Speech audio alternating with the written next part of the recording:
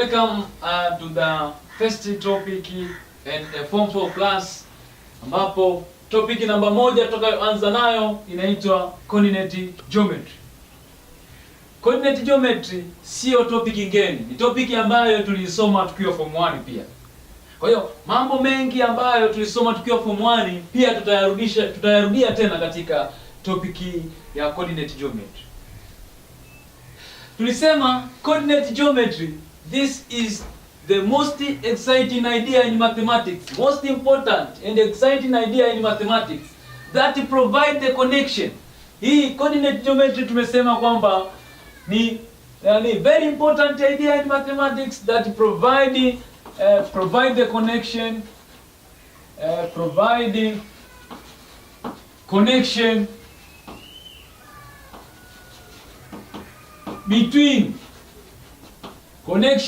between algebra and geometry. Tulisoma hii topic zote tumezisoma. What is geometry? What is algebra? Tuliangalia. Tukasema kwamba algebra tulisoma separate. Geometry tukalisoma separate. Tukasema kwamba algebra is the branch or part of mathematics,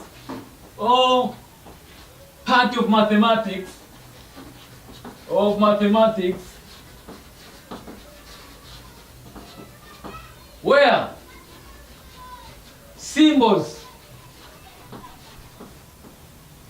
and letters are used to represent numbers in equations and formula. Hii tulidefine vizuri kabisa. Tukasema kwamba algebra ni tawi la hesabu ambako tunatumia herufi A, B, C, X, Y, Z au general symbols kuwakilisha namba zinasimama in the place of number in form of equation and formula. Tumeshaangalia equation na formula ni nini. Tumeshaangalia tukapata simultaneous equation, tukapata linear equation na kuendelea. Formula, tuna formula nyingi ambapo zinatumia letters kuonyesha njia ya kufanya kitu fulani au ya kusolve maswali fulani. Lakini geometry pia tulisema ni nini? Ni branch of mathematics involves the study of what? Study of points, moja, tukaja lines and different shapes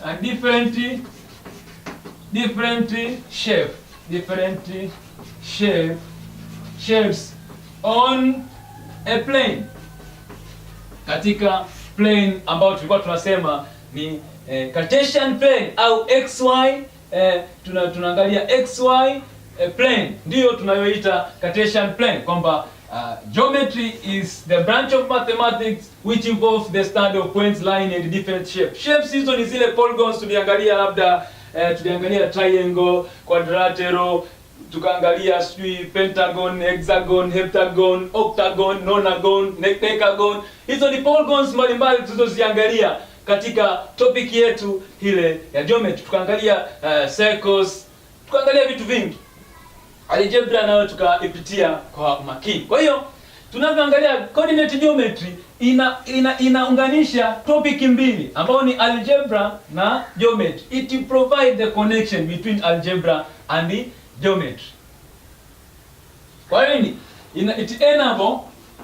it enables geometric problems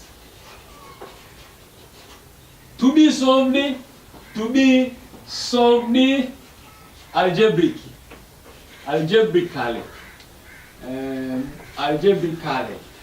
Kwamba ina maana geometric problems, maumbo sasa inasaidia kufanya yale maswali yanayohusiana na maumbo kwa njia ambayo ni ya algebra. Ina maana kwa mfano tukiwa labda na umbo letu hili hapa. Hii tulisema kwamba this is rectangle. Sasa inasaidia kwa kutumia hizi na geometry ambazo tunaweza tukazitengeneza katika Cartesian plane au XY plane. Inasaidia sasa kuhamisha maumbo, kuyasolve algebraically. Kwa mfano tukasema kwamba area ya rectangle ni sawa sawa na nini? Length times width. Tayari tuna convert nini? Tunachukua algebra, tuna combine geometry na algebra. Kwamba algebra tunatumia law, yani tunatumia letters and symbols au yani katika tuna represent katika equations and formula. This is the formula ya kutafuta. Formula ni algebra ya kutafuta eneo la umbo, tayari ni geometry. Kwa hiyo hii inaonyesha inasaidia yale maswali yanayohusiana na maumbo kuja kufanyika katika kwa kutumia zile algebra, kwamba hizi ni herufi tayari ni algebra, hili ni umbo tayari ni geometry. Kwa hiyo ina provide ile connection between two things, geometry and the algebra. Na tulizungumzia mambo mengi, tukasema kwamba we have what we call Cartesian plane au XY plane. Hapa ndio tuna locate mambo yetu. Maumbo yote yanatoka hapa. Tuna center pale zinapokutana. This is nini? Tunasema this is vertical line. This vertical line is called the y axis. Tulizungumza vizuri sana. Tukasema kwamba vertical line is known as y axis. Tukasema horizontal line tunaita x axis. Alafu hapa pointi zinapokutana, ile horizontal line na vertical line, this is vertical line. Horizontal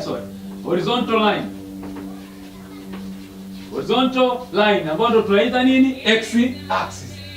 Sehemu zinapokutana zinatengeneza 90 degree. Na katika point hii ndio tunaita nini? Origin. Ni origin kwa sababu gani? Point zetu ni 0,0. This is nini? Origin. Kwa hiyo hii hapa ndio tuna present points, tuna present maumbo yetu yote ya two dimensional figures, kwamba tuna zile polygons zote, cycle na nini zote tunaziweka hapa, na tunaweza kufanya mambo mengi kwa kutumia points. Hiyo ni moja. Kwa hiyo this is point of origin. Hii ndio inaitwa Cartesian plane. Au tunasema ni XY plane. Hii ndiko tunakofanyia mambo yetu. Kwa hiyo kwa ufupi kabisa, hii ndio tutacheza nao. Sio jambo geni kwa sababu ukiwa form 1 tayari uliangalia kitu kinachoitwa coordinate geometry. Kwa hii XY plane ndio tutaitumia. Kwa hiyo tulijifunza mambo mengi sana tulivyokuwa tuko form 1, lakini hebu tuanze kuangalia distance. Tukasema kwamba kitu cha kwanza tulichokifanya, location of point, locating points on XY plane au Cartesian plane. Hii tuliangalia sana tukiwa form 1 kwamba how to locate points on XY plane. This is y axis, this is x axis, this is nini? Origin 0,0. Kasema labda this is 1 2 3 na kuendelea. This is -1, -2, -3, -1, -2. Here is 1, here is 2. Let's say we want to write point ambayo ni 2,1. Point yetu tunaangalia hiyo hapo zimekutana wapi. Kama ni 2, x ni 2, y ni 1, tunaangalia zimekutana wapi, tunaandika ni 2,1. Kwa hiyo points, tunasema points on XY plane tunazifanyaje? Written in ordered pair. Ordered pair tuliangalia katika issue ya ile tulivyosoma relation na function, kwa tunaangalia ordered pair. Tunaandika 2 kwamba ni 3,2. Tunaangalia 3 iko wapi, 2 iko wapi, zinapokutana tunaandika 3,2. 2, kwamba x ndio tunaanza kuiandika, tunapata y. Kwa mfano ni x ni point yetu labda ni a -2,2, x ni -2 hapa tunaangalia, y ni 2 tunaweka, zinapokutana hapa ndiko tunaandika point yetu labda a -2,2. Kwa hiyo issue ya kulocate point sio kitu kipya kwa mtu wa form 4 kwa sababu tayari tulishaangalia kule form 1. Sasa tuangalie kitu kinachoitwa distance between two points. How to find the distance between 2 points on xy plane. Consider the following diagram. Kwanza tuangalie labda this is x-axis, this is y-axis. Inaendelea. This is point of origin ambao ni 0,0. Halafu tuseme point yetu ya kwanza iko hapa. Let's say hapa ni x1. Hapa ni x2. Hapa tuseme ni y1. Hapa ni y2. Ni namba sasa. Kwa hiyo tuangalie point yetu ya kwanza itakuwa wapi? Hapa. Itakuwa hapa. Point yetu ya pili itakuwa wapi? Itakuwa hapa hivi. Hapa. Hapa itakuwa ni x2, y2. Hapa itakuwa ni x1, y1. Point yetu. Unganisha zile point mbili. Let's say this is point A, this is point B. Sasa anachotaka ni kwamba ni kutafuta distance kutoka point A kwenda point B. Point A kwenda point B. This is x-axis. This is y-axis. Let's say this is x1, this is x2. Here is y1, hapa ni y2. Kwa hiyo tukiangalia point of intersection ya hapa. Alafu na nyingine hapa hivi. Here is x2, y2. Hapa ni point yetu hii ni x1, y1. Unganisha pointi zetu mbili. Ukishaunganisha point, say this is point A, hapa ni B. Kwa hiyo kuna horizontal distance kutoka hapa mpaka hapa, alafu kuna vertical distance kutoka hapa mpaka hapa, tunapata kitu kinachoitwa right angle triangle. Umbali wa kutoka hapa mpaka kama ilikuwa ni 2, hapa ni 6. Ina maana nikichukua 6 toa 2, hapa ndio tutapata umbali wa kutoka hapa mpaka hapa. Kwa hiyo umbali wa kutoka hapa mpaka hapa ni sawa sana kuchukua x2 - x1. Umbali wa kutoka hapa mpaka hapa, kama hapa ilikuwa ni 8, hapa ni 3, ina maana kuchukua 8 toa 3 ndio unapata hapa ni 5. Kwa hiyo umbali wa kutoka hapa mpaka hapa ni sawa sana kuchukua y2 - y1. Tunakumbuka katika right angle triangle, tunajua kuna uhusiano uliopo ambayo tunautumia Pythagoras theorem. Pythagoras theorem inasemaje? Tunasema the sum of square of two legs of a right angle triangle equals to the square of hypotenuse. Hii tunayo tayari ni tunaangalia hizi ni legs za nini right angle triangle. Ile ndefu ndio tunasema ni hypotenuse. Let's say this is C, point C hapa ndani.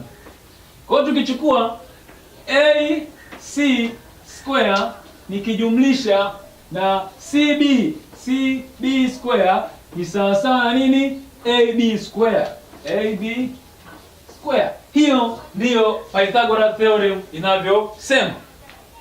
Sasa tunaangalia AC ni nini? AC tumeshasema ni x2 - x1. Kwa hiyo tunachukua x2 - x1 square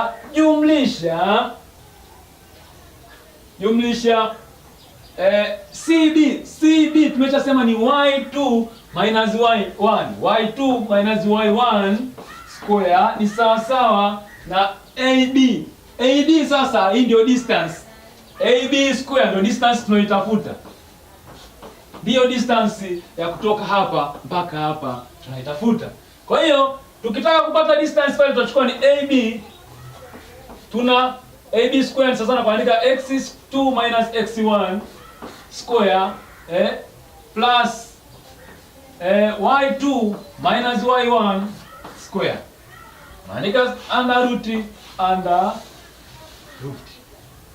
Kumbe distance AB, distance between two points katika Cartesian plane is given by square root ya ngapi? x2 minus x1 plus y2 minus y1, zote hizi ni square.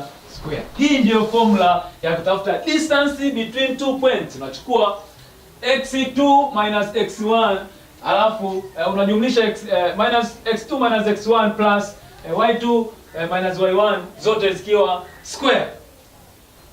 Sasa x2 ni ipi? Sio lazima iwe ndio x2 na hii x1.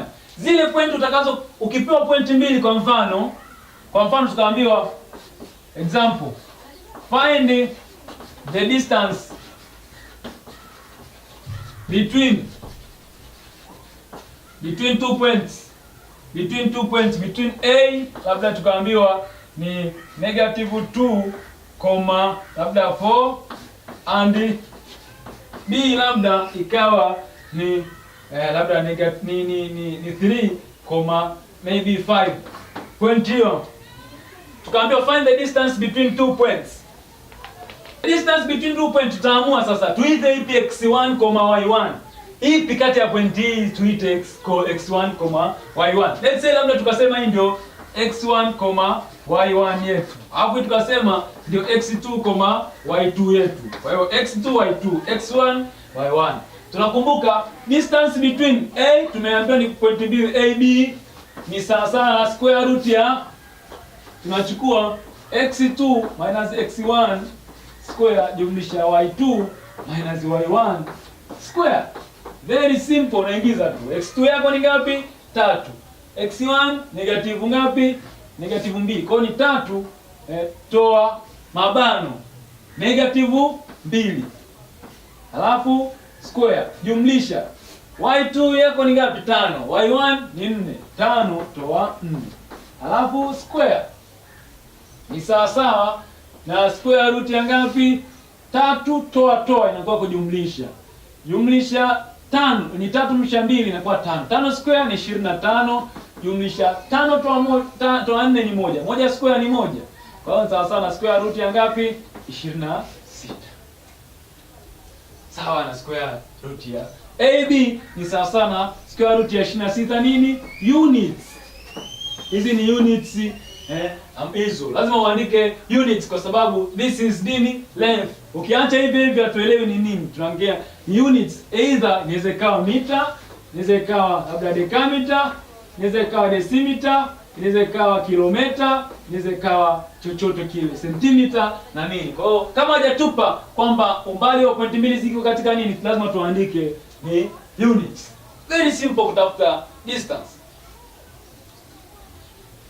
Tunaangalia sasa, labda tumepewa this is x axis, y axis. Tukaambiwa kwamba point yetu iko katika y axis. Akikwambia point A labda lies on y axis, tunamaanisha nini? Kwamba point yetu A iko katika ina maana x tayari ni 0. Akikwambia point imelala katika mstari huu wa y axis, hapa x ni ngapi? Ni 0 kwa sababu ni 0,0 hapa. X ni 0, y tutakuwa nayo. Akituambia point labda PB, point B lies on x axis, imelala katika mstari wa x axis. Kwa maana hiyo x tutakuwa nayo, lakini y lazima itakuwa ni nini? Ni 0. Kwa hiyo lazima tuweze kujua kwamba tumeambiwa point imelala wapi, tunaweza kutofautisha na point nyingine ambayo labda itakuwa iko katika y axis au iko katika x axis. Kiambiwa tu imelala katika y axis, jua x ni 0 hapa. Tunaangalia ni 0. Y ndio tutakuwa na namba. Kama imelala katika x axis, basi x itakuwa tunapewa, lakini y itakuwa ni 0. Lazima uwe makini na maswali kama haya. Tuangalie mifano kama hii inayohusiana na distance. Lazima uweze kujua namna ya kutumia formula vizuri, kwamba mfano kwanza kwambia the distance between the points -3,5 and x,2 is 5. Find the numerical value of x. Find the numerical value of x. Solution. Yaani hiyo kishaambiwa ni distance, lazima ukumbuke formula ya distance. Unaweza kuchora 2 point zako. This is x axis. This is y axis. Pointi ya kwanza ni -3,5. X ni negative wapi? X ni negative huku. Let's say tuandike tu negative maybe 2, -3, -1, -2, is 1, 2, 3, 4, let's say 5 here. 5. Alafu tunaangalia -3,5. -3 ni hapa, y ni 5 wapi? Hapa. Ndio point yetu. -3,5. Pointi ya pili ni x,2. X hatujui, y ni negative ngapi? Ni 2. Y x ni positive lakini. Kwa hiyo itakuwa huko. 2 hatujui x ni ngapi. Ina maana y yetu ni 2. Tuashumu point yetu labda ipo sehemu kama hii hapa. Labda hatuna ni x,2. Y ni 2 lakini value ya x huko hatuna. Alafu anatuambia the distance between these 2 points, distance kutoka hapa mpaka kwenye ile nani hii ni 5 units. This is 5 units. Sasa anakuambia tafuta numerical value of x. Kumbuka formula ya distance. Let's say this is point A, this is B. Distance AB ni sawa na nini? Square root ya x2 minus x1 square plus y2 minus y1 square. Sasa na nini? X2. Tuamue yote ile iwe ndio x2, nyingine iwe ni x1, hakuna shida. Labda tuseme this is x1 au na hii ni x2 au tuchukue hii ni x2 alafu hii ni x1. Tunafanya vyovyote vile. Kama hii ni x2 basi tunachukua x, hatuna. X minus x1 ni -3, -3. Kwa hiyo tunakuwa na nini? Yote tunamsquare. Tunajumlisha y2 yetu ni ngapi? Ni 2. Minus y1 yetu ni 5 square. Distance AB tumeshaambiwa ni 5. Kwa hiyo tunaweka square root ya ngapi? Hapa ni x plus 3 square plus 2 toa 5 ni -3. -3 square tunapata +9. Huku ni 5. Ili kumuondoa square root huku tuna square na huku tuna square. Hii ni sawa sana nusu, sio? Tukiondoa under root ni nusu. Nusu mara 2 inakata. Kwa hiyo tumeshaondoa under root. 25 ni sawa sana x square plus 2 2 times x times hiyo ni 6x plus 3 square ni 9 plus 9. 25 ni sawa sana x square plus 6x plus 18. Toa 25 kule, na maana x square plus 6x plus 18 toa 25. Huku tukitoa 25 na baki 0, baki ni 0. Tunapata quadratic equation ambayo itakuwa ni x square plus 6x minus 18 toa 25. 18 toa 25 tunabaki na minus 7. Solve quadratically. Kwa namna yoyote ile unayotaka kusolve. Sasa tukatumia labda tukachukua -7 times 1. Tunapata ngapi? -7. Tafuta factors za hiyo ni only 1 times -7. Subtopic number 2 tunasema midpoint of the line segment.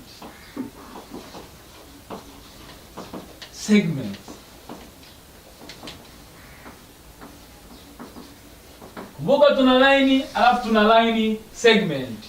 Tuna line tukasema kwamba ni set of points which extend in both direction with no end, with no an end. Kwa hiyo let's say this is line. Line lambda, line L. This is a line. Ina extend pande zote. Inaendelea. Lakini line segment ni kipande cha mstari, labda kuanzia hapa mpaka hapa. A, B. Kina mwanzo na mwisho. Kipande cha mstari kina mwanzo na mwisho. Labda hii ni line segment. Segment A, B. Line segment A, B. Hiki ni kipande tu cha mstari. Kwa line segment ni kipande cha mstari. Tunatakiwa tutafute midpoint. Midpoint ni nini? Midpoint. Tunasema this is the point. The point which divides the line segments into two equal parts. Yaani ni pointi inayogawanya kipande cha mstari katika sehemu mbili zilizolingana. Consider the following diagram. Mfano, this is x axis and this is y axis. Then tuna pointi fulani. Let's say this is pointi 1. Tuna x1. This is pointi 2, x2. Alafu y1, alafu y2. Tuandike pointi zinaendana. Hapa itakuwa ni nini? Pointi yetu itakuwa ni x1, y1.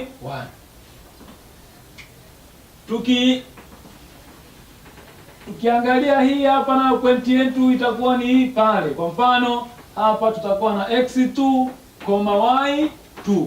x2, y2. x1, y1. Alafu line segment tunayoipata hii hapa ina pointi mbili. Ni distance between two points A, B, ambayo ndio line segment A, B, kipande cha mstari A, B. Alafu tuassume pointi inagawanya hii line katika pande mbili sawa. Huku pawe sawa na huku. Tuite labda ni x, y. X, y. Hii ni x1, x2, y1, y2, x, y. Alafu tukitaka kupata distance kutoka umbali huu mpaka hapa hivi tutakuwa ni nini? x2 minus x1.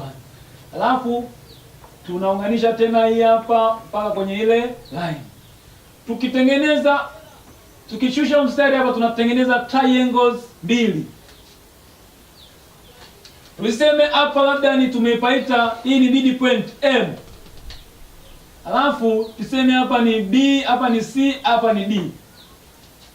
Kumbuke kwamba hii imegawanya huu mstari katikati. Na tunachokipata hapa ni two right angled triangles. Kama ni two right angled triangle na hapa ni katikati, triangle hii hapa na hii ni sawa na zina shape inayofanana. Kwa maana hiyo tukichukua triangle A, let's say hapa ni E sasa. A, E,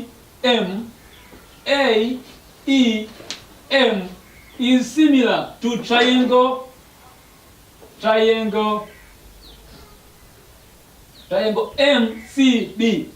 MCB. Ana nimeanza A nikaenda E nikaja M. Nitaanza tena vile vile kwamba ni MCB. Similar triangle. Kwa nini? Kwa kutumia A rule. Kwamba kama angle zote za triangle ni sawa, basi triangle hizo zitakuwa ni nini? Ni similar. Lakini sio lazima tu niandike A. Ina maana hii theory ya AA, hata nikiandika AA, if two angles of a triangle are equal, ina maana na third angle automatically angle ya tatu itakuwa ni nini? Zitakuwa ni sawa, kwa sababu triangle zote zina nyuzi 180, jumla ya nyuzi 180. Kwa hiyo nikipata angle mbili tu zikiwa sawa, na ya tatu lazima ziwe sawa. Ile ya tatu lazima itakuwa ni sawa, kwa sababu zote tutachukua 180 toa jumla ya zile angle mbili. 180 toa jumla ya ile angle mbili. Sasa tunajua similar triangle, tunachukua AE, line segment AE gawanye kwa MC ni sawasawa na line segment AM gawanya kwa MB ni sawasawa na line segment EM gawanya kwa EM gawanya kwa ngapi? Gawanya kwa CD.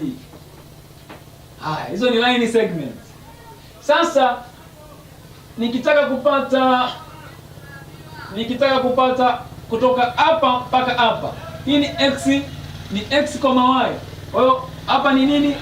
Pointi yangu itakuwa ni x na pointi yangu hii hapa katikati itakuwa ni nini? Y. Nikitaka kupata umbali kutoka hapa mpaka hapa itakuwa ni x minus x1. Umbali kutoka hapa mpaka hapa nitachukua y toa y toa y1. Nikitaka kutafuta umbali wa kutoka hapa mpaka hapa nitachukua x2 minus x1. Kwa hiyo kutoka hapa hii ndio x, y point M. Sasa nikitaka kupata umbali kutoka hapa nitachukua x2 minus x huyu hapa. Nikitaka kupata umbali kutoka hapa mpaka hapa nitachukua ni y2 minus y yenyewe. Chapata point zetu. Sasa nichukue uhusiano wa hii na hii hapa kwanza. Naanza na A E over MC iwe ni sawa sana AM over MB. AM na MB sina.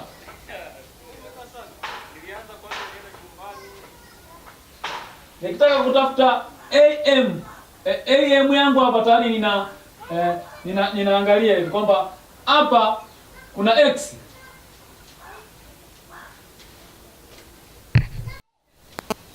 Nakuja sasa kwamba AM ni umbali kutoka hapa mpaka hapa, lakini nimesema hii ni nini? Hii ni mstari, ni kipande cha mstari tunagawanya katikati. Kwa hiyo kama hapa itakuwa ni 4 na hapa itakuwa ni 4, kama ni 5, kama ni 6 ni 6, kama ni 10 hapa ni 10 kwa sababu tumegawanya katikati.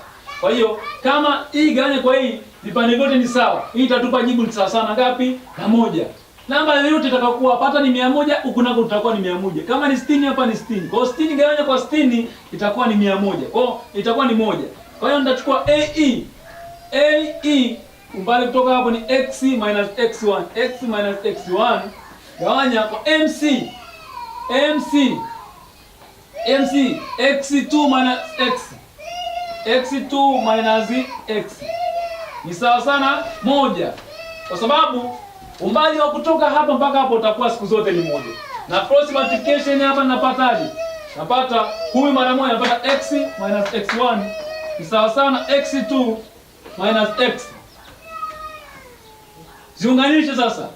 Unganisha x huku ni negative, huku x ni positive. Kwa x najumlisha x ni sawa sawa x1 namhamisha kule ni x2 plus huku ni x1 ni negative, huku anakuwa na positive x1.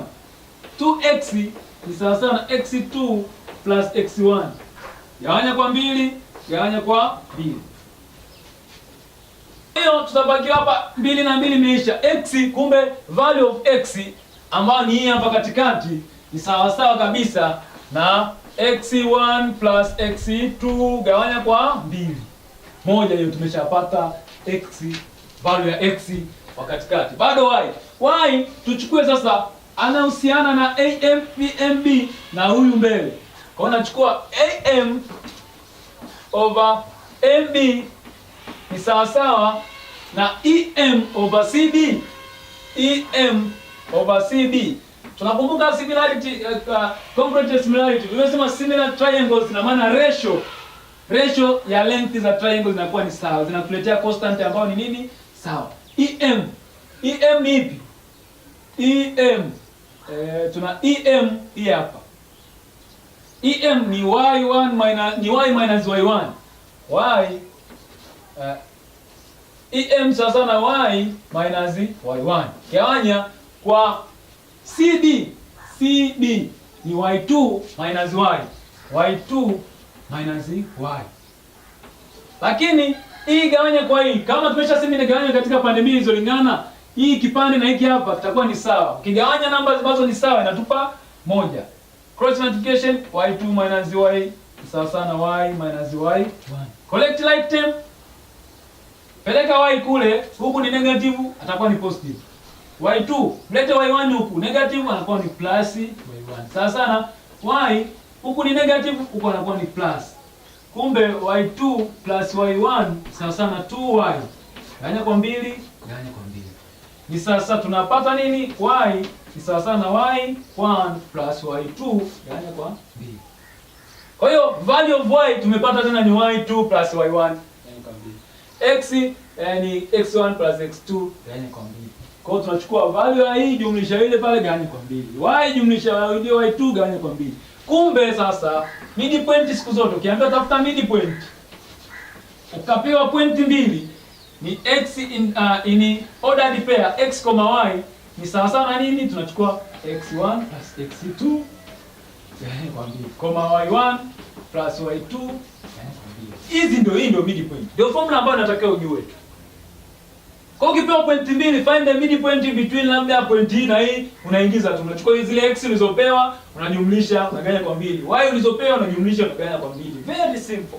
Mfano, anakuambia labda find the midpoint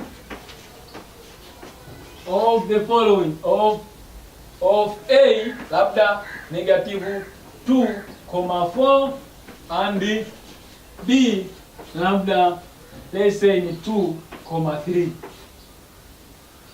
Midpoint. Anakwambia find midpoint. Kukumbuka tu formula hapa, to drive tunaangalia solution. Midpoint, formula midpoint ni ipi? Midpoint ni sawa sawa ni x, y sasa. X, y ni sawa sawa tunachukua x1 plus x2 gawanya kwa 2, y1 plus y2 gawanya kwa 2. Ingiza x1 yangu labda ni negative 2. Jumlisha x2 ni 2. Gawanya kwa 2. Koma. Y1 labda ni 4. Jumlisha y2 ni 3. Gawanya kwa 2. Negative 2 jumlisha 2 0. Kwa gawanya kwa 2 ni 0. Negative ni 4 jumlisha 3 7. Gawanya kwa 2 3.5. Midpoint ishapata x, y. Very simple.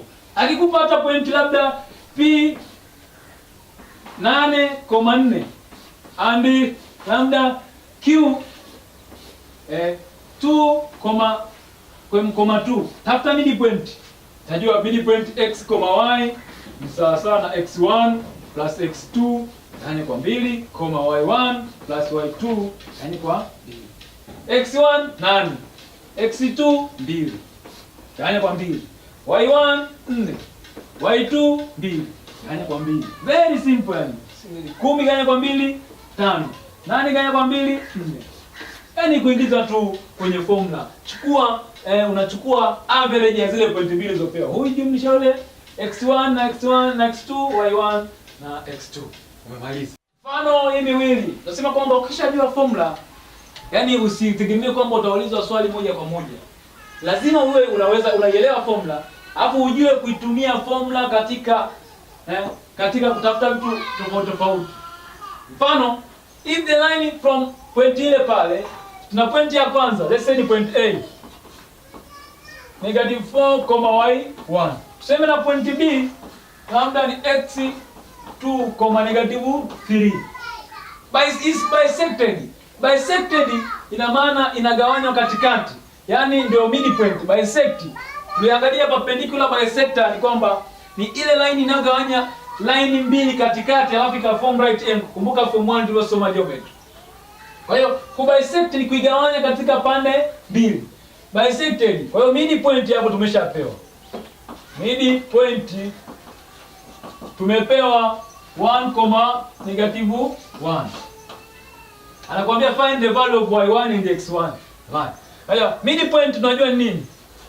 Midpoint tunakumbuka formula sasa ni x, y. Ordered pair x, y equals to x1 plus x2 yani kwa 2. Y1 plus y2 yani kwa yoyote hiyo.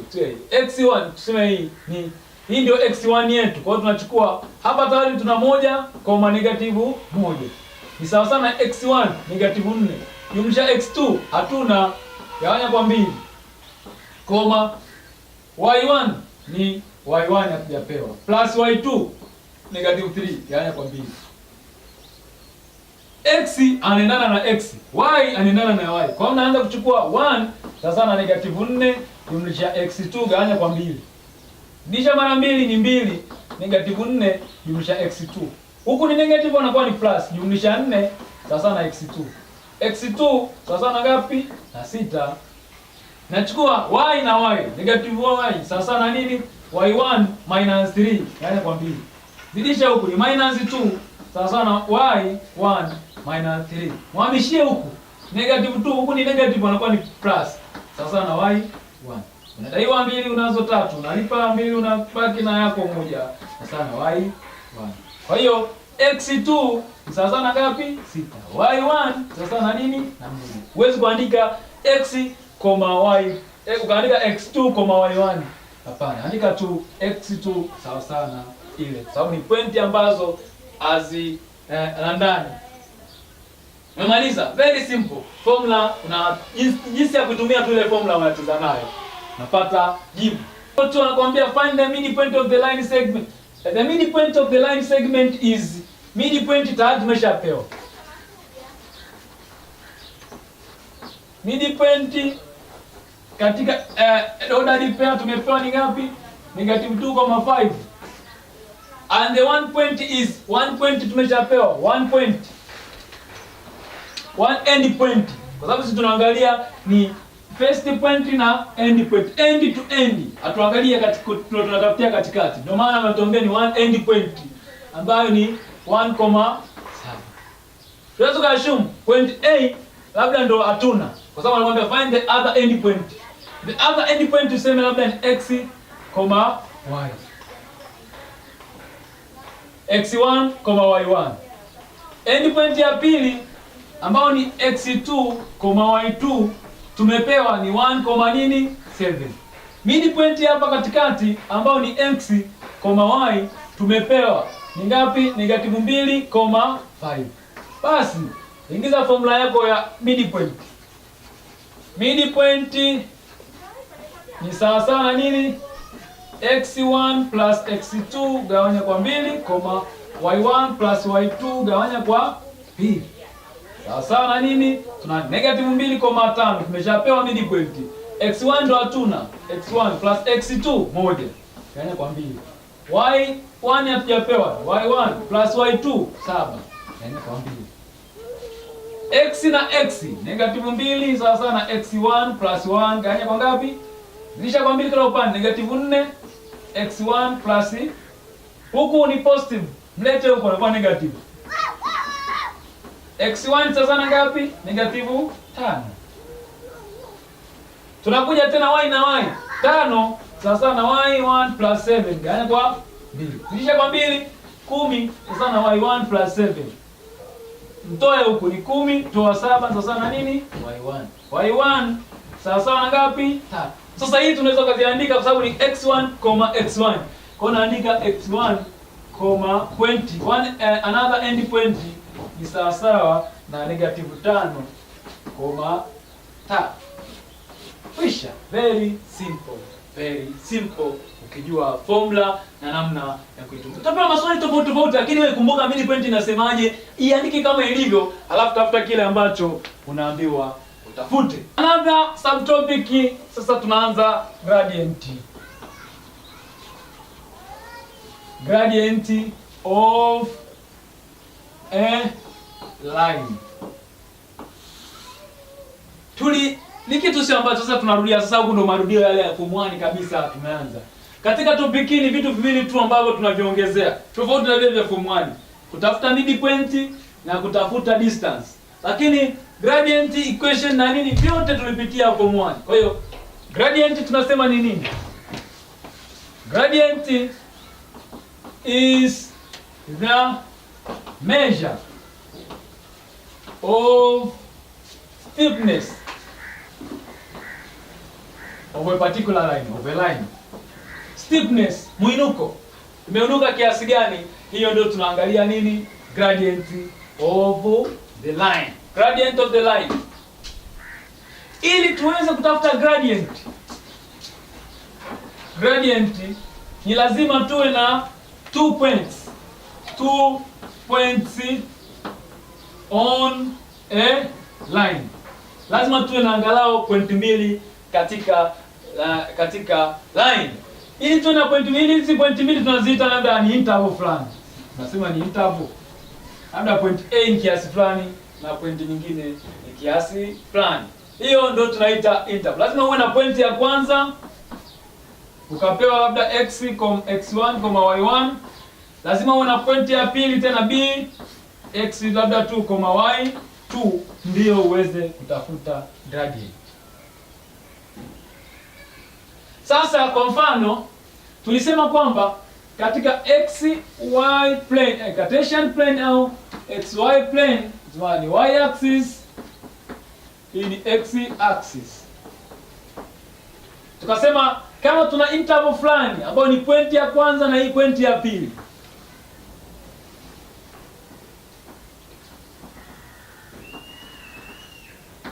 hapa tukawa labda na x1, hapa ni y, ni x2, hapa ni y1, hapa labda ni y2. Tunataka tutafute, let's say this is a, this is b. Tunataka tutafute slope ya AB. Tukasema kwamba tuna njia nyingi sana za kutafuta slope. Lakini kwa level yetu sisi tutajifunza moja ambayo kutoka hapa, umbali kutoka hapa, na maana sisi tunataka distance ya kutoka gradient ya kutoka A kwenda B. Sasa tukipima umbali huu unaitwa kitu kinaitwa run. Kutoka point hii umetembea katika x axis kiasi gani? Yaani kwenda x axis distance kutoka x1 along the x, yani which is parallel to x axis tunaita run. Ambayo hii ni parallel to y axis tunaita rise. Kwa hiyo ratio, tunasema ratio ya nini? Ratio of rise to run. Hiyo tunapata kitu kinachoitwa nini? Gradient. Hiyo ndio tunapata gradient. Hii ndio njia tutakayotumia. Ratio ya rise, kwamba tuchukua rise gawanya kwa run, hiyo ndio tunapata nini? Gradient of a line. Kwa hiyo gradient of the line, lakini kwa kutumia interval. Tukiwa na pointi zozote na tukitafuta gradient of the line, hiyo ni gradient of the line at any point, katika point yoyote katika ile line. Kwa hiyo tunahitajika tuwe na pointi mbili tu za line ili tuweze kutengeneza kutafuta kitu kinachoitwa gradient. Rise ina maana ni kutoka hapa mpaka hapa. Ambayo tutachukua ni nini? Ni y2 minus y1. Run ni kutoka hapa mpaka hapa. Ambayo tungechukua ni x2 minus x1. Kwa hiyo hii rise tunasema ni change in y. Run tunasema ni change in x. Ambayo ni sawa sawa na nini? Gradient. Gradient tunaweza tukaiandika kwa herufi n. Gradient of a line. Change in y. Change in y ni kuchukua ile y2 minus y1 gawanya kwa x2 minus x1 ni sawa sawa na slope n. Kitu ambacho tulishafanya tukiwa form 1. Kwa hiyo sio kitu kigeni sana. Kwa hiyo tukipewa point mbili tunaambiwa tutafute gradient, tunachukua tu point ya kwanza, point yoyote ile tukisema ndio y1 na x1. Ila tukiziita x2, x2 zote na lazima ziwe mbili, x2 y2, y1 y1. Sio x1 y2, x1 x2. Ni x1 y1, ni x2 y2. Zote ziwe zinaendana. Zio ni points. Kwa hiyo change ni x nini? Mfano tukapewa point yetu labda a ni 2,4. Alafu and point b ikawa labda ni 5,6. Tunaambiwa tafuta gradient. Gradient tunasema ni nini? Gradient tumesema ni sawa sana change ni y over change ni nini? X. Point yoyote ile tukiita hii labda ni x1. Tukisema labda let's say xa 2,4 iwe ndo x1, y1. Hii b tuiseme labda ndio 5,6 x2, y2. Gradient ni nini? Slope. Sasa slope ni nini? Change ni y over change ni x.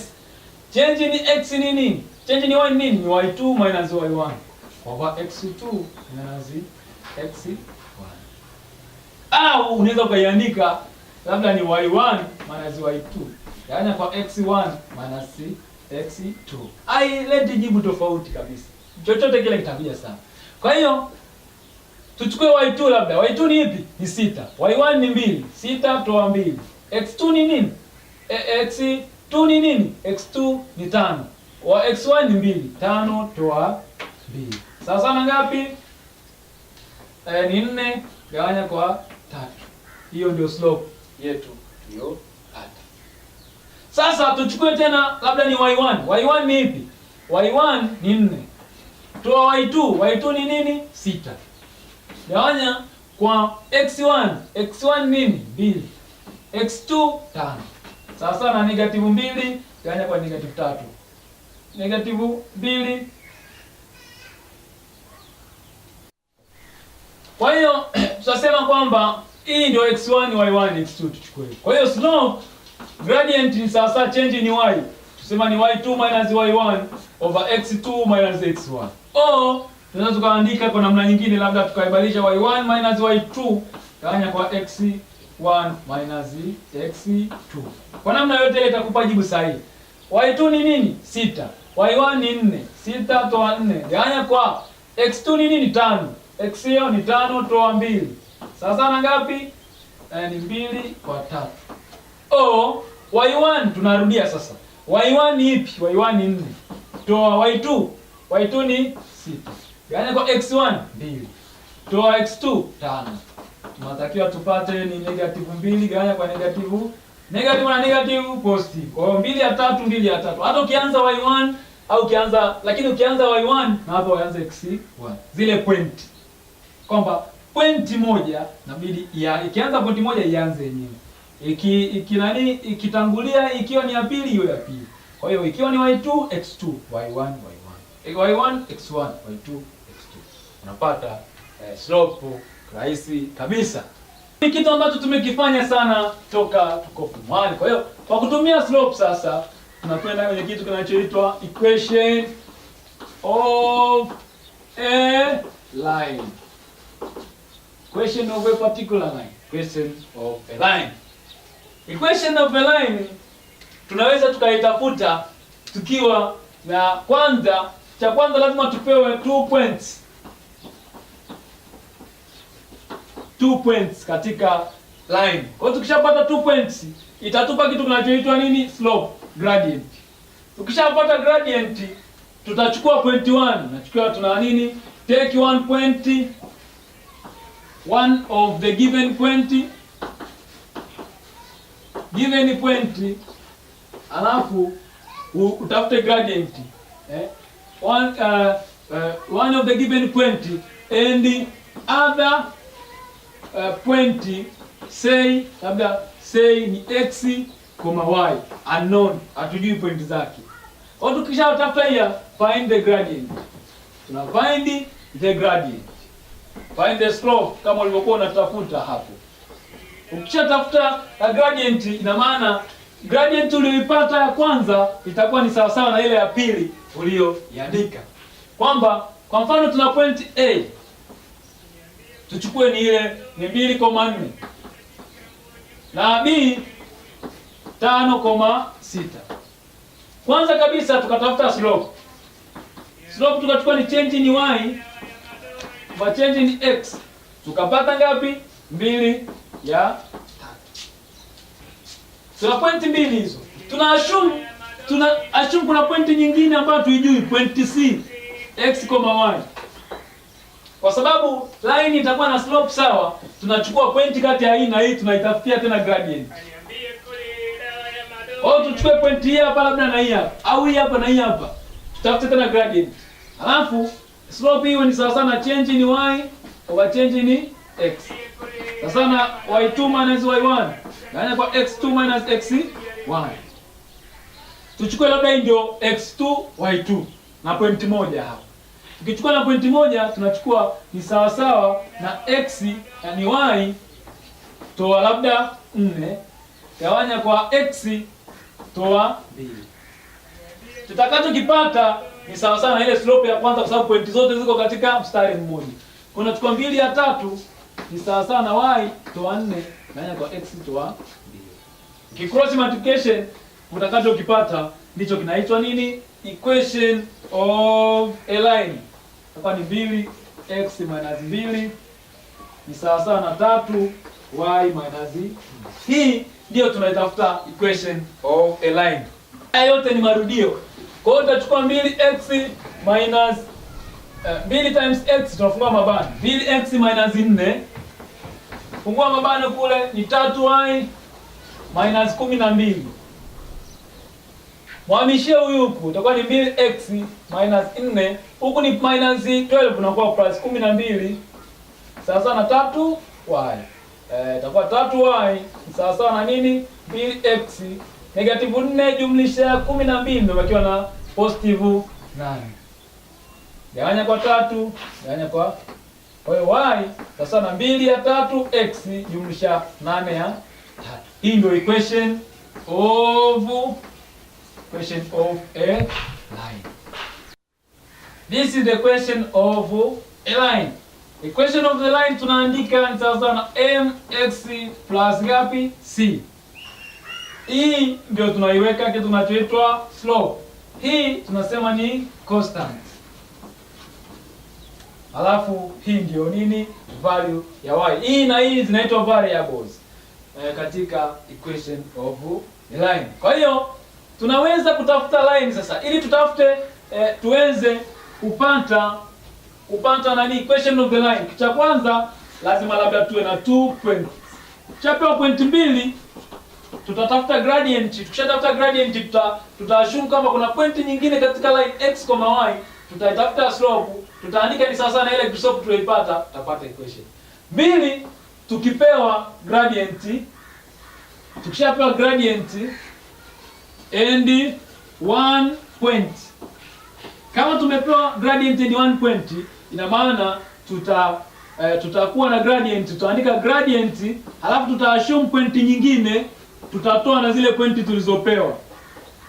Kutafuta gradient, toa labda point tulizopewa labda ni y1 over x minus x x1. Ukipewa gradient hii hapa, ukapewa na hizi point labda nani point moja, ukapewa labda ina gradient labda ni 3 na imepita kwenye point labda 1,2 hivi. Kwa hiyo tutaandika tu huku ni 3, alafu tujipata tunatafuta, tukiassume kuna point nyingine kwenye line, tutachukua ni y, tutamtoa 2, tutagawanya na x toa 1. Tukicross multiplication tunaiandika equation yetu. Kwa hiyo tutaangalia tena tutakuja kutafuta, tutasogea mbele, tutaangalia parallel na perpendicular lines, ili tukipewa line ambayo iko parallel na mwingine tunaweza tukaitafutia, na point moja tunaweza tukatafutia. Tutaiangalia mbele.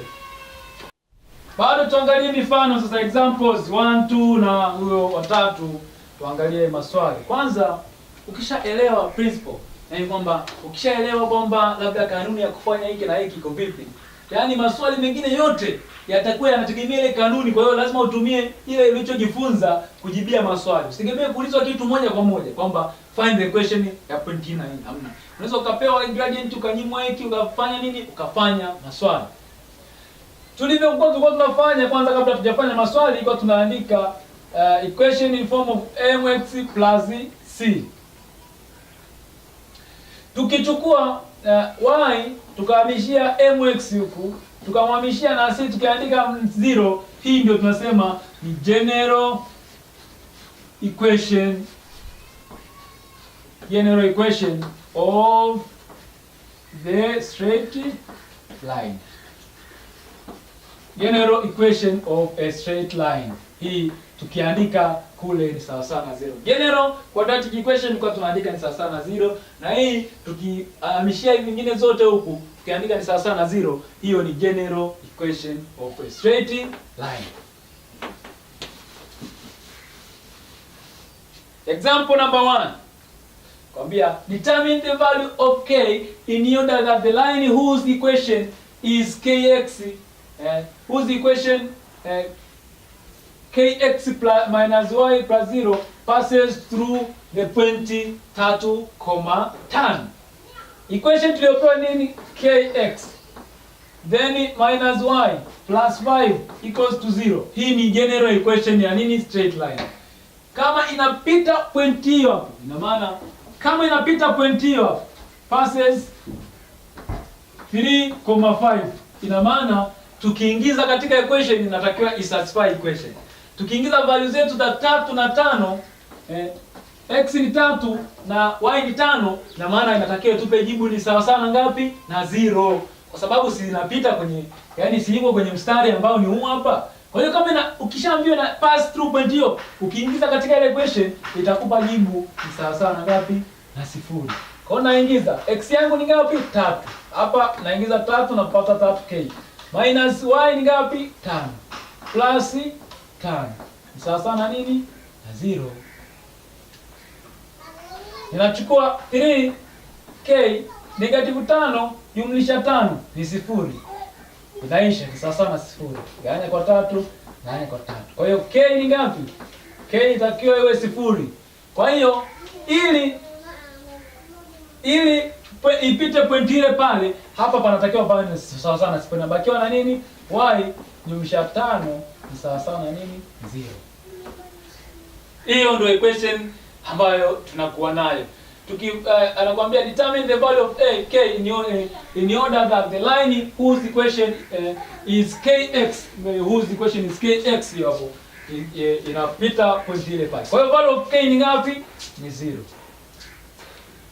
Value of k ni 0. Ukiingiza tu kwenye ile nani inatakiwa isatisfy ile equation. Very simple, umeshapata 0. Mfano wa pili, find x and y intercept of the straight line here. Straight line tuliyopewa ni 3x minus 2y plus 10 sawa na nini? 0. Anakuambia find the x intercept. So ili tunaja x intercept. X intercept ni kwamba tunaangalia sehemu ambayo nini? Tunasema line crosses nini? X axis.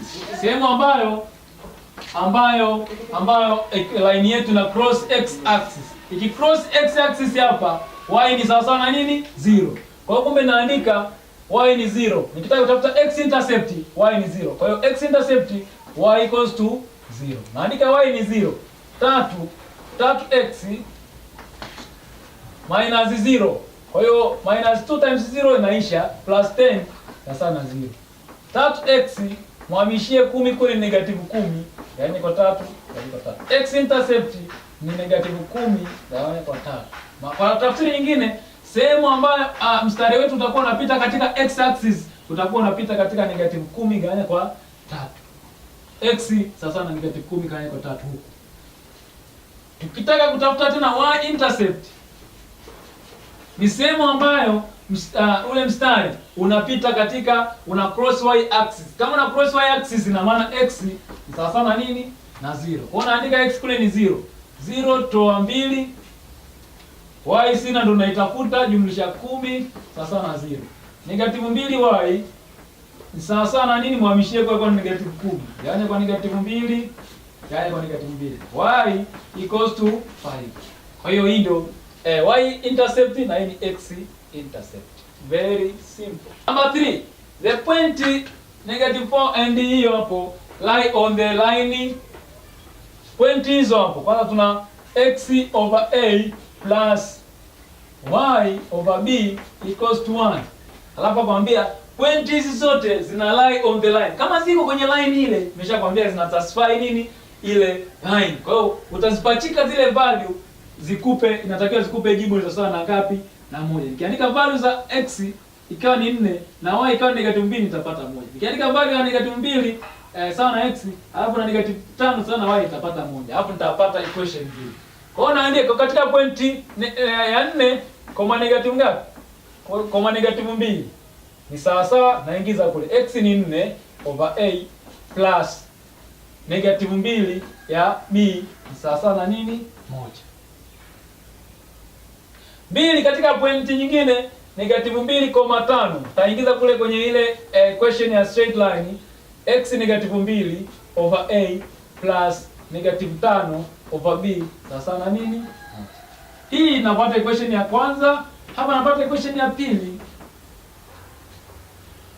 Sasa nataka ni solve hii simultaneous na two unknown, kwa lazima nitumie simultaneous equation. Ili nifanye simultaneous equation kirahisi, nasema let 1/a equals to x and 1/b equals to y kwa mfano. Kwa nitakachopana kwani 4 mara 1/a, nimetoa 4 nje hapa, jumlisha -2 mara 1/b ni sawa na nini? Na 1. Kwenye equation ya kwanza. Ya pili naandika -2 1/a jumlisha -5 1/nini? b sawa na nini? 1. Nishasema 1/a hiyo ni sawa na x, kwa hiyo itakuwa 4x minus 2 1/b nikasema ni 1 sawa na nini? 1. 1/a -2x minus 5y sawa na 1. Solve simultaneously. Kwa kutumia elimination nitatakiwa nifanyeje? Hapa na hapa pafanane kwanza. Hapa nazidisha kwa 2, hapa 1. Nikizidisha kwa 1 nazidisha kote. Bakiwa ni 4x minus 2y sawa na 1. Kwa 2 -4x 2 mara -5 nakuwa -10y sawa 2 mara 1 2. Hapa nataka nifanyeje? Nikitoa nakuwa ni 4 toa 4x toa inajumlisha kupata 8. Kwa hiyo nataka nijumlishe ili niwe na nazo 4 nadaiwa 4 na baki 0. -2 jumlisha -10. -2 jumlisha na maana negative na negative tunapata -12y. 1 jumlisha 2 3. Yaani kwa -12 kwa 12. Y sawa na nini? Kwa ni -3 ya 12.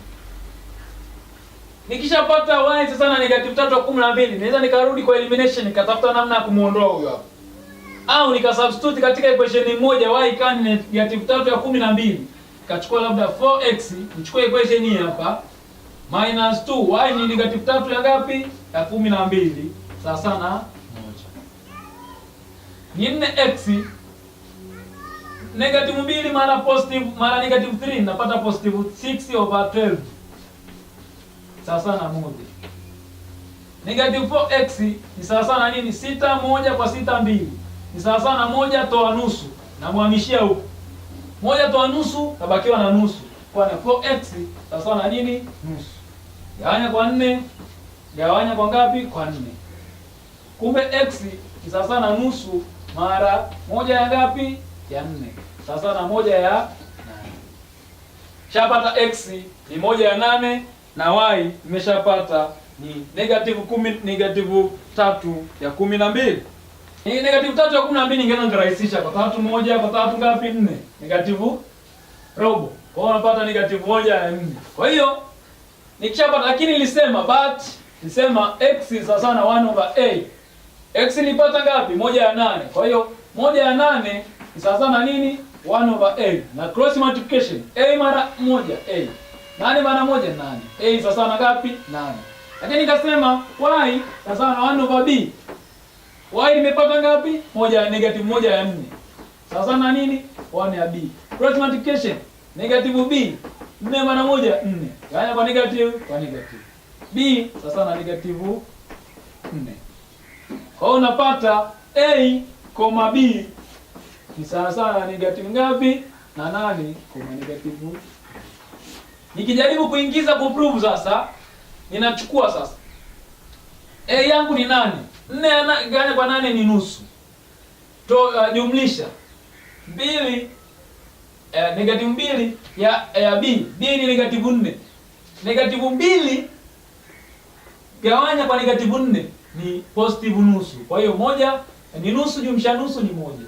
Hivyo na hapo kiprove utakuta ni sahihi. Kwa hiyo haya ndio maswali. Lazima unaweza kufafanua mambo kwamba kama pointi zinapita sehemu fulani zina satisfy ile equation. Na substitute ile point unapata equation mbili unatengeneza. Tuuliza maswali mengi, lakini ukiwa unajua zile principles za kufuata, zile kanuni za katika hesabu, basi utakuwa unafanya maswali hapa. Tuangalie kitu kinachoitwa parallel line. Parallel lines. Tulishaangalia tukiwa form 1 tukajua parallel lines tukasema ni nani? Well lines when two or more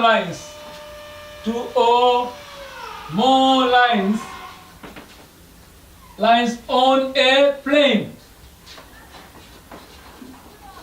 cannot meet even when extended and they maintain their distance apart.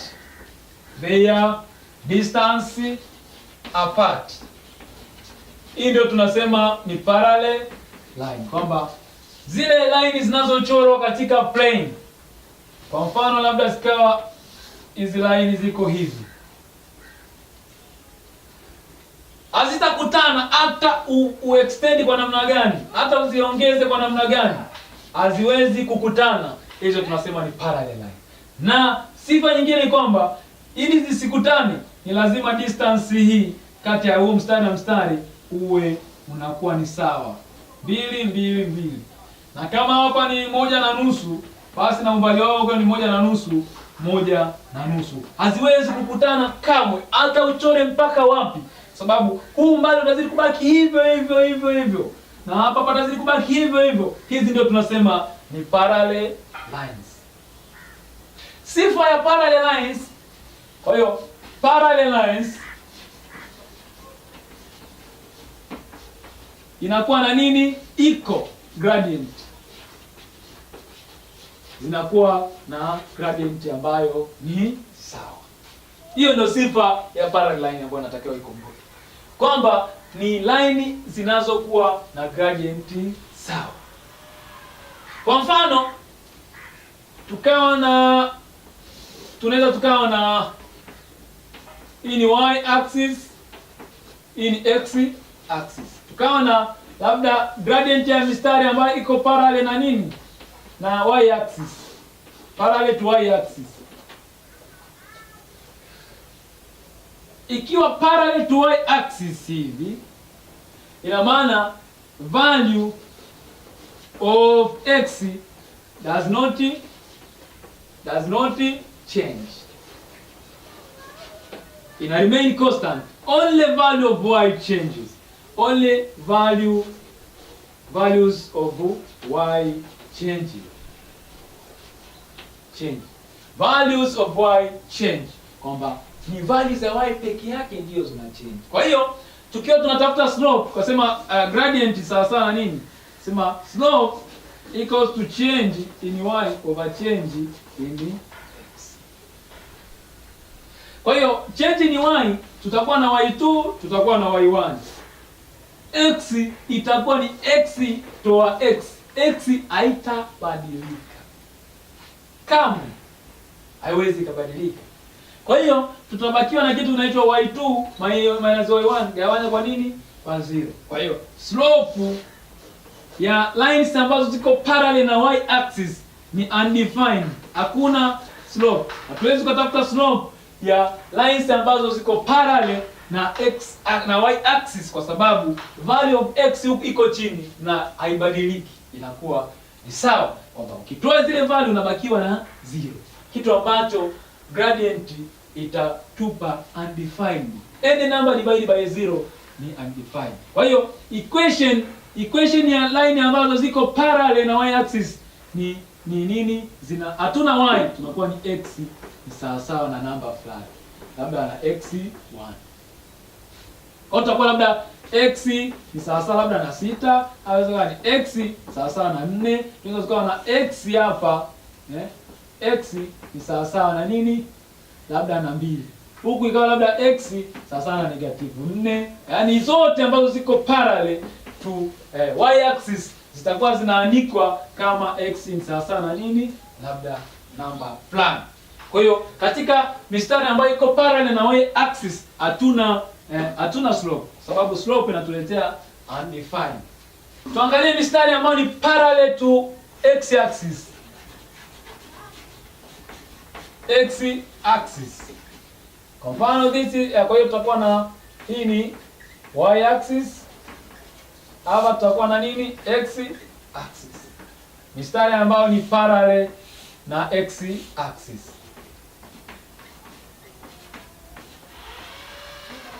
Mistari ambayo itakuwa na parallel to x axis, ina maana value of x x ndio inafanyaje?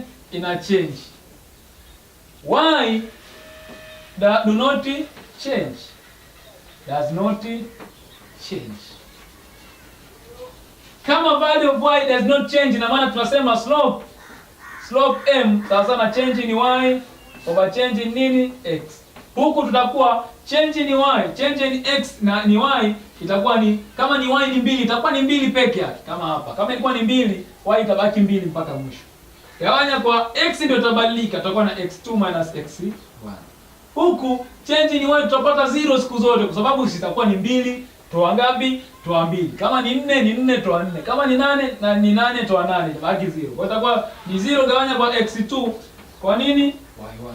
Kwa hiyo siku zote 0 gawanya kwa namba ni 0. Kwa hiyo slope ya mistari ambayo iko parallel to x axis siku zote ni 0. Na kama slope ni 0, na kwa tunaandika y equals to mx plus c. Y kama slope ni 0, na maana hapa ni 0. Kumbe value of y itakuwa ni sawa sana nini? Constant 10. Ile constant 10 katika equation yetu. Kwa hiyo value of constant itakuwa ni sawa sana y. Kwa sababu slope itakuwa ni nini? 0. Kwa hiyo sasa hapa anaweza akakuuliza, akakwambia find the equation of the line passing through the point let's say A labda 1,3 and parallel to line maybe let's say 2x plus y plus 6 equals to 0. Hizo ndo maswali atakayokupa. Maana atakwambia inapita pointi moja. Tulisema kwamba ili tuweze kutafuta equation tunatakiwa tuwe na pointi 2 ili tutafute gradient. Tuassume pointi nyingine tuje tuzi-equate ndio tupate equation. Au tupewe gradient na pointi moja. Sasa akishakwambia find the line of the equation of the line passing through the point here hapo and parallel to, kusema parallel lines siku zote ziko na iko gradient. Kwa hiyo tunaiandika katika in form of nini? Y equals to mx plus c, ambapo tunajua ndio gradient. Kwa hiyo tunaibadilisha y tunamhamishia kule negative 2x, sita kule minus 6. Kwa gradient yangu hapa sasa ngapi? Negative 2. Kinachokaa nyuma ya x, coefficient of x ndio nini? Gradient. Kwa hiyo nikishapata hiyo na assume kwamba point nyingine, assume another point. Assume point nyingine ambayo hatuijui kwa sababu straight line ni set of point x, y iko katika nini? Ule mstari. Kwa hiyo nikitaka kutafuta slope sasa, nachukua ile point labda x minus nachukua y minus 3 over x minus 1 ni sawa sana gradient. Equate hivyo. Hii itakuwa ni gradient sawa sana gradient. Itakachopata ni equation negative 2x minus 1 cross multiplication y minus 3 negative 2x plus 2 sawa sana y minus 3. General equation of a straight line tunasema tutaweka huko ni 0. Negative 2x minus y plus 2 minus 3 sana 0. 2 minus 3 nabakiwa na negative 1. Negative 2x minus y minus 1 sawa na 0. Hiyo ndio equation yangu nimeshapata. Nikigawanya kwa negative naweza nikaandika tu pia 2x plus y plus 1 sawa na 0. Bila karibu maana. Gawanya kwa negative bila upande ni sawa na ile equation kama. Kwa hiyo utapewa swali kama hili, anakuambia hiyo point ni parallel to nini? Ile pale utatafuta equation. Ili tuangalie kitu kinachoitwa perpendicular line. Perpendicular lines. Tuliangalia tena form 1. Kasema kwamba when two or more lines, two lines cross each other. cross each other, and the angle formed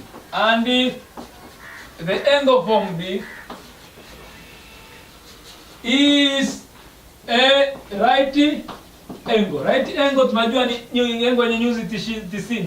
Right angle tunasema hii ni nini? These are perpendicular lines. Kwamba when two lines cross each other and the angle formed, line ya kwanza, line ya pili, na angle inayotengenezwa hapa ni 90 degree. Hizi line ndio tunaziita nini? Perpendicular line. Na tunaandika kwamba kama hii ni line L, na hii ni line labda M, tunasema line L is perpendicular to M. Tunaonyesha hiyo news degree. Lakini tukasema kama hizi, tukawa na labda tukisema hii line ikiwa ni perpendicular bisector. Kama ni perpendicular bisector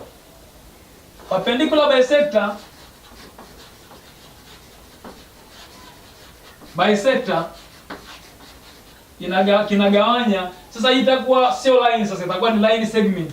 Divides the line segment into two equal parts. Nagawanya line segment. Kwa sababu line hatuwezi tukaigawanya sehemu mbili zilizolingana. Kwa sababu gani? Line inaendelea tu, yani kwenda mpaka wapi huko, haina mwisho. Lakini ikiwa ni line segment, tukaichora perpendicular bisector, tunajua ni kitu kinachogawanya ile line katika pande mbili zilizolingana. Sifa ya perpendicular line. Kama tuna line 1, line labda L ina slope, tuseme slope m1. Alafu tuna line M ina slope m2. Sifa ya perpendicular lines, ukichukua product of the slope, ukichukua m1 mara m2 ni sawa na -1. Hii ni kitu cha kuweka kichwani kwamba ukichukua product ya slope ya line ya kwanza ukizidisha na line ya pili sawa na -1. Kule kwenye parallel nilikuwa tunasema kabisa kama ni parallel ina maana zina slope sawa. Kama ni perpendicular, ukichukua line ya kwanza ukizidisha na line ya slope ya line ya pili unapata -1. Kwa mfano anakuambia find the equation of the line which passes through point,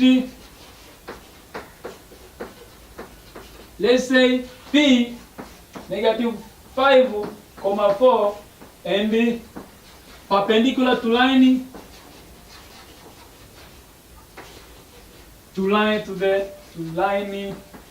let's say 3x plus 2y plus 5 equals to 0. Haya ndio aina ya maswali atakuuliza. Find the equation of the line which passes through the point hiyo hapo and perpendicular to line ile pale. Tukishaambia ni perpendicular, tunachukua ile aliyotupa sasa. Tunaandika in form of y equals to mx plus c ili tuweze kudetermine slope ya ile line. Kwa hiyo tunahamishia kule 2y ni sawa na ngapi? -3x minus 5. Nimehamishia hao kule upande wa sifuri. Nagawanya kwa mbili. Huyu na huyu anakwisha. Kwa hiyo bakia na y sana 3 over -3/2x. Hii coefficient ya x ndio slope. Kumbe slope yake let's say ndio ni line 2. Ni sawa na nini? Ni sawa na -3/2.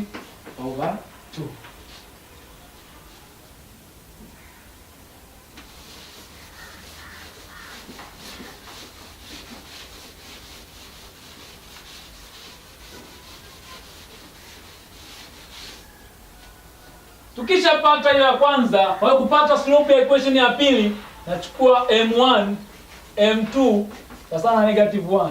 Kwa hiyo hii tuliita m2, m1 ndio tunaitafuta. Kwa hiyo m1 times -3/2 sawa na -1. Gawanya kwa nini? Zidisha kwa mbili kila upande. -3m1 equals to 2, -2. Kwa sababu huku ni -1 times 2, nimezidisha kwa mbili. gawanya kwa negative 3, gawanya kwa negative 3. M1 itakuwa sawa na nini? 2/3. Hii ni hiyo hapo. Kwa hiyo tukishapata tunajua inapita point gani? Point yetu tuliyopewa point P ni negative 5,4. Tunaassume point nyingine iko kwenye line ambayo ni x, y. Tunajaribu kutafuta slope. Tunachukua x, tunachukua ni y minus x ni minus 4 over x minus 5 ni sawa sawa na slope tutakayoipata 2 positive 2 ya 3. Kwa hiyo hapa ni y minus 4 over x plus 5 sawa sawa na 2 ya cross multiplication. Tutapata ni 3y minus 4 sawa sawa na 2 x plus 5. Zidisha fungua mabano 3y minus 12 2x plus 10. Haya, mwamishie huku upande huu wote. Kwa hiyo tunachukua ni 3y minus 2x minus 12 minus 10 sawa na 0. 3y minus 2x minus 22 sawa na 0. Shapata equation ya line. Uhusiano wa slope kati ya line mbili zilizoko perpendicular. Ukichukua slope ya kwanza mara ya pili unapata negative 1. Tuangalie mifano sasa. Tumesema kwamba ukishaelewa kitu inatakiwa ukielewe vizuri. Ukishakielewa inatakiwa utumie kufanyia maswali tofauti tofauti ili uweze kupata yale maswali unayoulizwa. Kwa mfano, yani sio lazima uambiwe line fulani ni parallel na line fulani au line fulani ni perpendicular na line fulani. Kwa mfano, tuangalie find the coordinate of a point having its x coordinate. Point tunaulizwa. Point having its x coordinate ngapi? Negative 2, y. Y coordinate ndo hatuna. Yaani hiyo point ina x coordinate negative 2. So that the line joining to the point joining it to the point, line joining it to the point nini? Point nyingine within the line tumeambiwa ni negative 3, 1. Is perpendicular to the line through point. Line nyingine through ina pass through point gani? Tuna point negative tuna point 2,7 and ni 5, negative 1. Huyo hapo 5, negative 1. Hii point aliyotupa na point negative 3,1 ziko katika line moja. Hizi pointi ziko katika line ya pili. Kwa hiyo tunatafuta kwanza line ya pili. Tutafuta equation of the line ya pili. Tunatafuta sasa slope kwanza m, tuseme labda ni m2. Sawa na nini? Change in y over change in x. Ni sawa sawa, tuchukue labda ni yupi? y2 minus y1 gawanya kwa x2 minus x1. y2 ni nini? Labda negative 1. Toa y1 7. Gawanya kwa x2 ni nini? Ni 5. Toa x1 ni 2. Negative 1 toa negative 7, negative 8. Gawanya kwa 5 toa 2, 3. Kwa hiyo tumeshapata slope ya pili ni sawa sawa na nini? Negative 8 gawanya kwa 1. Sasa hii line inayopita pointi hii na ile pale ni perpendicular na line ile pale. Kwa hiyo tuseme slope of the first line ikawa ni nini? M1. Nikizidisha na m ya pili ni sawa sawa na negative 8, ni sawa sawa na negative gani? 1. Ndio uhusiano uliopo katika perpendicular line. Hii nimeshaipata. M1 mara negative 8 ya 3 sawa sawa na negative nini? 1. Zidisha kwa 3 kia upande. Nimepata negative 8 M2 na M1 M2 ndo umeniweka. M1 ni sawa sawa na negative 3. Yaani kwa negative 8 kwa negative 8. M1 nitapata sasa na nini? Negative kwa negative ni positive 8 ya. Sasa anatuambiaje? Hii point, tafuta point tayari ameshatupa. Find the coordinate of a point fulani. Ambao x coordinate yake ni negative 2. Y coordinate hatuna. Alafu na nani, pointi nyingine inayopita katika hiyo line ni ile pale. Kwa hiyo slope ya hiyo line tumeshapata. Na tunajua kutafuta slope ni sawa sana change ni nini? Y over change ni x. Kwa hiyo slope ni sawa sana, tukichukua pointi mbili zilizoko katika ile line, tunachukua y, tuchukue labda hii ndio y2 au tuchukue ile pale ndio y2.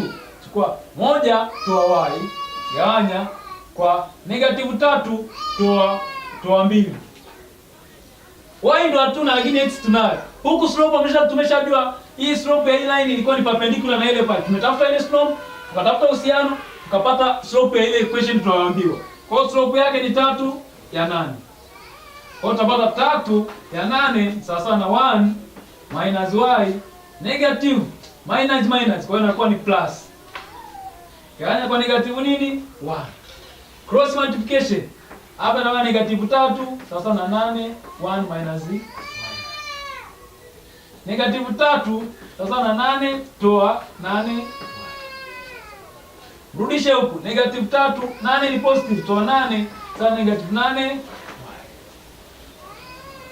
Tutapata nini? Negative 11 huko. Au negative 8y sawa na negative 11.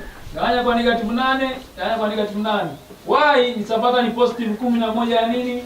Ya 8. Very simple. Ukishapata y na x alikwambia negative 2. Kwa x, y nimeambiwa find the point. Point yangu itakuwa x, y. Tayari nilikuwa na negative 2, y ni 8 ya 10 na ni 11 ya 8. Shapata point. Toa kwa makini kabisa. Kizingatia kila kitu. Ukitoa na kujumlisha kwa makini, ina maana majibu utakayopata ni lazima yawe sahihi. Example 2. Solution. Kwambia find the equation of the straight line which is perpendicular bisector of the line joining. Maneno hayo sasa. Perpendicular bisector. Find the equation of the line of the straight line which is perpendicular bisector of the line joining.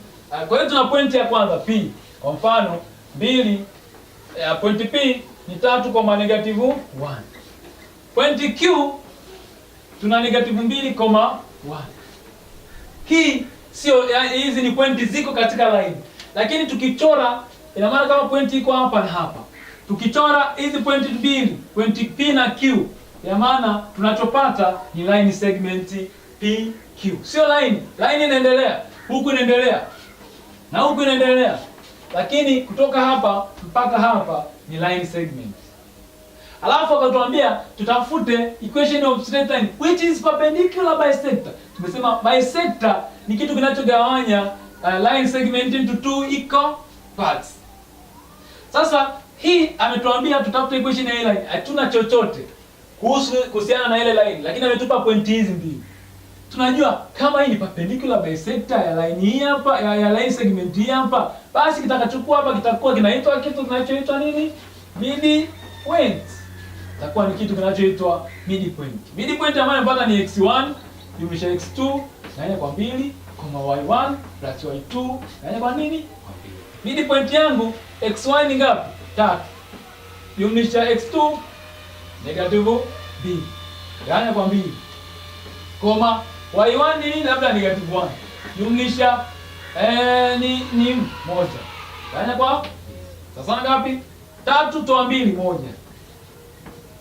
Negative 1 plus 1 ni 0. 0 gawanya kwa 2 ni 0. Hiyo ndio midpoint hapa. 1, tumeshapata point moja ya ile line. Lakini ili tutafute equation of the line inatuhitaji tuwe na point mbili au tuwe na point moja na gradient. Sasa hapa tunatafutaje gradient? Tumwambia hii ni perpendicular. Tayari ni perpendicular. Haijalishi ni perpendicular bisector au nini. Bado itakuwa uhusiano wa slope hii na hii ukizizidisha utapata negative 1. Kwa hiyo tunatafuta slope ya line hii hapa. Kwa mfano tukiita ni line L. Alafu hii ni M. Kwa hiyo tusema slope of L sasa na change ni y over change nini? X. Change ni y. Tunachukua labda ni y, tuchukue y2. Labda tuanze na hii 1 minus 1 over. Tunakuja x, tulianza hii ndio tumeanza 1. Kwa hiyo tunachukua 3 toa negative 2. ni sawa sawa na nini? Negative 2 gawanya kwa ngapi? Inakuwa ni jumlisha, gawanya kwa 5. Kwa umakini kabisa usichanganye zile sign. Negative toa positive. Nini zinakuwa negative toa negative 2. X 3 toa negative 2. Zinakuwa kujumlisha, zinakuwa 5. Uhusiano uliopo kati ya slope ya line L na M, nikichukua slope ya L tukaita slope labda ni 2. Slope 1 ile tukaita ni slope 1 mara slope 2 sasa na negative 1. Niliyoipata ni slope 2. M1 times negative 2 over 5 sasa na negative 1. Zidisha kwa 5 kila upande. Negative 2 M1 equals to negative 5 mara negative 1 negative 5. Gawanya kwa negative 2 kwa negative 2. M1 sasa na 5 ya 2.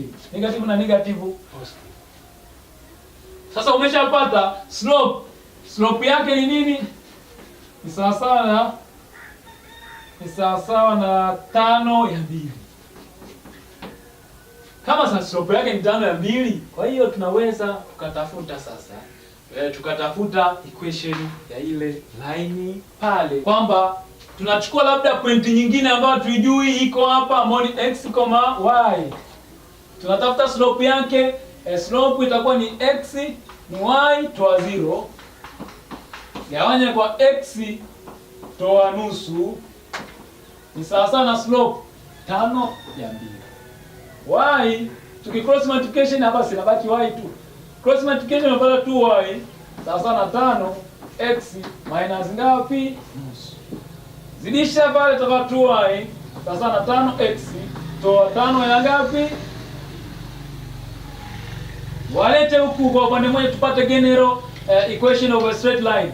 Tukimhamishia kule tu tutapata 0 sasa na 2x, hapa ni positive itakuwa ni 2y minus 5 ya 2. Kwa hiyo equation yetu ni 5x minus 2y minus 5 ya 2 ni sawa sawa na 0.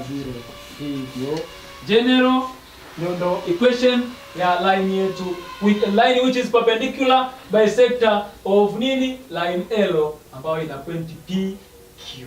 Kwa hiyo yaani ukishaelewa zile principles, basi tembea nazo katika kila swali ukiwa unakumbuka kwamba ina uhusiano gani, tumepewa nini, nifanye nini. Ukishaelewa swali ni mwanzo wa kufanya swali na kulimaliza. Otherwise fanya maswali mengi katika topiki, pitia, chukua vitabu, soma maswali mengi, utakosa swali la coordinate geometry. Otherwise have a nice time.